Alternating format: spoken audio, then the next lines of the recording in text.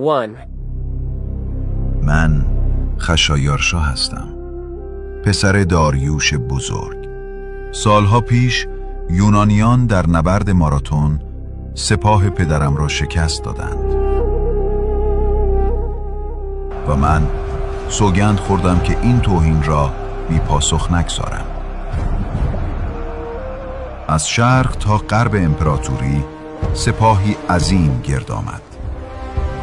از پارسه و شوش، از بابل و اکباتان، از سارد، مصر و هند. در تنگه بسفور مهندسانم پلی از کشتی ها ساختند، پلی بر دریا، و از آن فیلها، عرابه ها و سپاه گارد جاویدان گذشتند.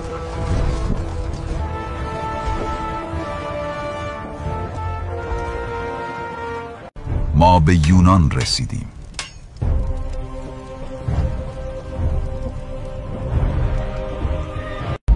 و آتن را فتح کردیم.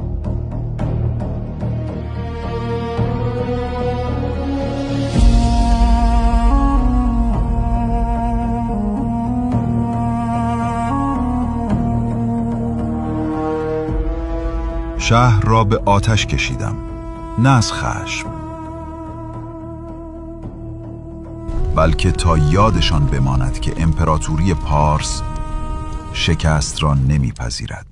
آن شب پرچم هخامنشی بر فراز آتن برافراشته شد و من از بلندای آکروپولیس به شعله‌هایی مینگریستم که روشنی نام ایران بودند.